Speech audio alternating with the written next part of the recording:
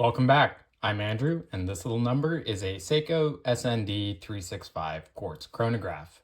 Now, I don't typically review packaging, but with these older Seikos, the box can sometimes tell you something about the distribution.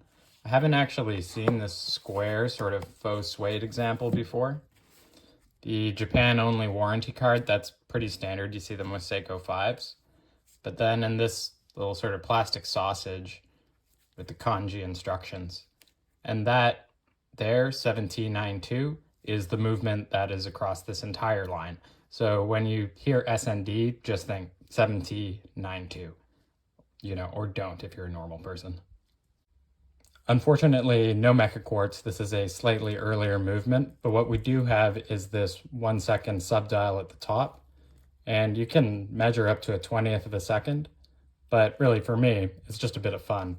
And I get a bit of that glide fix too. The buttons do feel really nice for a quartz chronograph. Very responsive. Now if I flip it over, and you'll notice this very suspiciously Seiko 5 like folded link bracelet.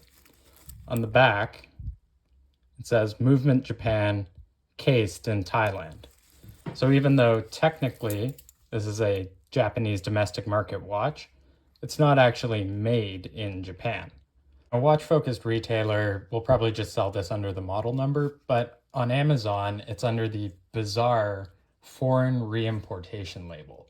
And that's actually a translation of a Japanese term. I'm going to butcher this. Gyakuyunya. Also translated as foreign re-import or reverse import. Now, say for example, a large Japanese car company wants to sell an affordable K car domestically.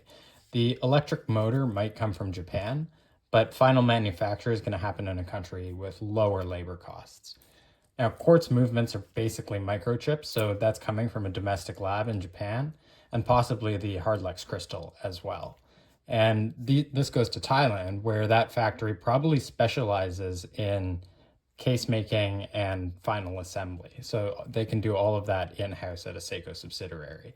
Display components could come from a number of East Asian manufacturers. Even if Seiko does the dial, I suspect that the chapter ring has come from a third party, because you can tell that the color matching of the blue and the dial and the chapter ring there is not the best.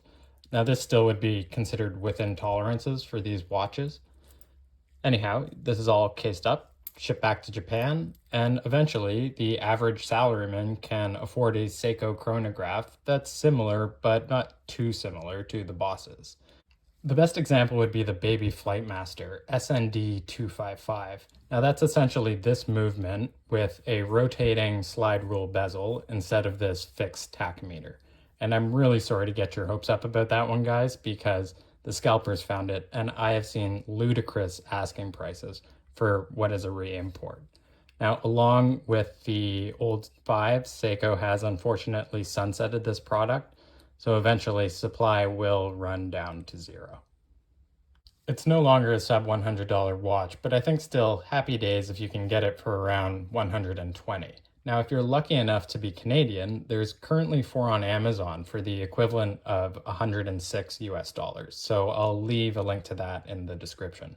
And just a side note, none of these links are affiliate links. I'm still small time, but when that changes, I promise to let you know. We have a diameter of 38.3 millimeters and a compact lug-to-lug distance of 45.6, 45.7 millimeters. And the thickness is below 10 millimeters, again, thanks to that quartz movement. Now the lug width is 20 millimeters, and that is crucial because you want to immediately swap to a strap. This is the same jingly jangly folded link bracelet as the old Seiko 5s, and it's just very, very outdated technology. So let's look at some alternatives. First up, we have a Fluco record. This is available from Holben's USA, and this is the short version, and you can see it fits me perfectly. Next, get fancy with a Florida alligator from Free to Watch Straps. I recommend you email Kenny because that site is an antique, but it's beautiful how these straps, they get better with age. And a NATO. I think you're best off going with black because it's going to be tricky to match that sort of matte, desaturated blue on the dial. In contrast, the case has both a solid feel and finish. The sides are polished along with the crown guards, and the top of the lugs are brushed. Now, what really stood out to me was the symmetry of it. You can really tell how on the circular brushing, the grain continues from lug to lug, and all of four of them just match overall. I also like this bit of bling that we get with the polished edge, and at first that looks like a chamfer, but if you look close, it's actually relieved. And that continues all the way to the end of the lugs, just giving it a bit more personality. Finally, back to the dial, I'm a big fan of this reverse panda configuration with white subdials. And just be warned, stock photos make this look a lot darker, but in fact it is a blue dial, not black. Now, Seiko's kind of funny, right? Because we talked about how the color matching isn't perfect on the chapter ring, but what is the font printing. So I think really if you look at the 40 there on the chapter ring and then the 40 on the subdial, like it's bang on. And it just goes to show that Seiko Epson is not actually a watch company. It's really a printer company with a legacy watch division. The 100 meters of water resistance is a nice touch, particularly because this is just a push-pull crown. You could technically take this swimming. Now, I would worry about activating these chrono pushers because I bet you lose all protection. The crown is a little bit small, but your usage, your interaction is going to be minimal, this being a quartz. There's my PSA, folks. Perhaps it's been on the back burner, or maybe this line is new to you. I will link that massive list down below in the description. If something sparkles, make those searches, set those price alerts. These won't disappear as fast as the baby flighty, but make no mistake, it is the close of an era.